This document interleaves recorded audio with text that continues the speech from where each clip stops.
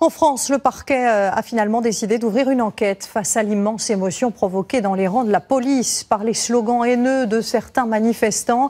Hier, ils ont crié aux agents présents « Suicidez-vous », une provocation très mal vécue, alors que vous le savez, la profession connaît une augmentation très nette des suicides depuis janvier dernier. Annie Bazard et Guillaume Aguerre.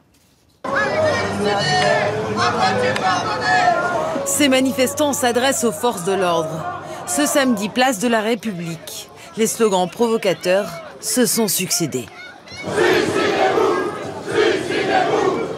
C'est sur le ton de la plaisanterie, c'était des enfoirés, ils nous gazaient quoi.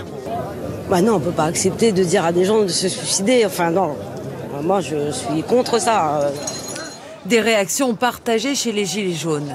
Mais ces slogans ont une résonance particulière avec la vague de suicides sans précédent chez les policiers depuis le début de l'année. En fait, le suicidez-vous, c'est sauter la mort d'autrui. Comment est-ce qu'on appelle une personne qui met le feu à des chantiers, comme j'ai pu le voir hier, puisque je suivais mes collègues, des chantiers où se trouvaient des bonbonnes de gaz à quelques centimètres, et alors que des civils sont autour? Je vais mesurer mon mot et je vais appeler ça des terroristes. Donc des terroristes qui nous souhaitent de nous suicider et de mourir, ça ne fait que nous déterminer.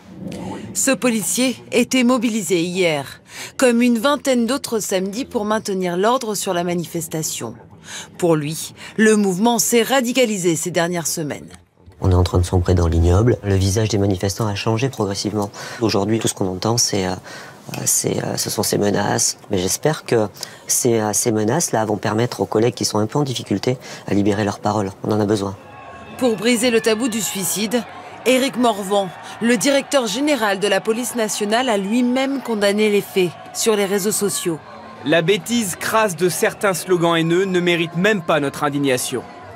Après le suicide de 2 agents cette semaine, Éric Morvan a même adressé cette lettre aux 150 000 policiers français.